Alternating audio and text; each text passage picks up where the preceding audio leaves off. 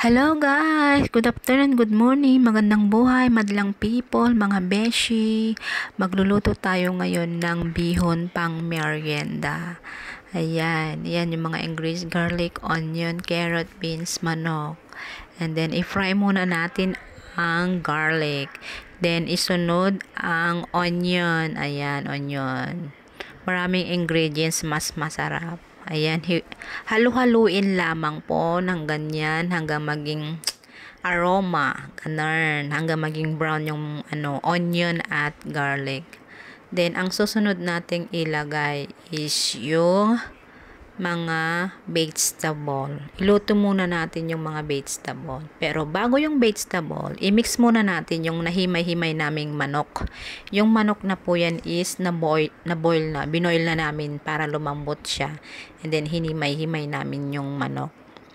Yan, halu-haluin lang ng ganyan. Tapos lagyan mo ng pampalasa ng oyster sauce. Lagyan mo lang ng konti. Yan, pampalasa ng ng yung manok. Then, maya-maya lang saglit, ilalagay na yung mga carrot.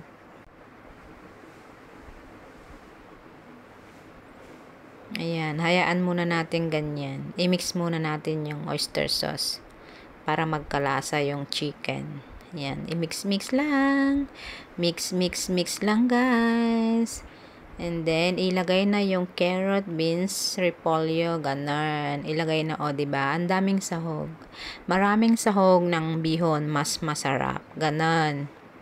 Ayan, unahin muna yung carrot, saka yung French beans. Ayan, sige. Ayan, friendship. Galingan mo magluto.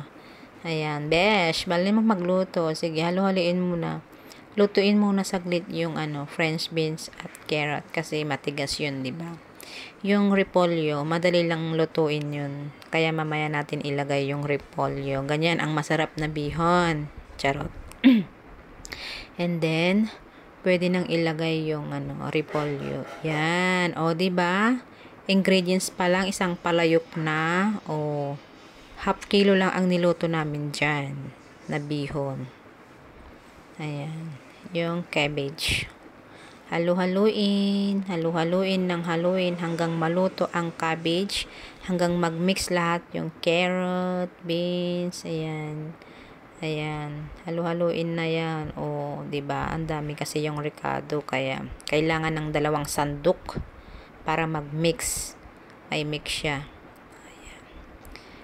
After nun, tinanggal na yung yung ingredients, tapos hiwalay na lutuin yung pansit.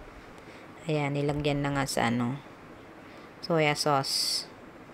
Ayan, konting tubig, ganyan, soya sauce. Ayan na yung bihon. Kalahating kilo lang, guys, yan. Diba ang dami?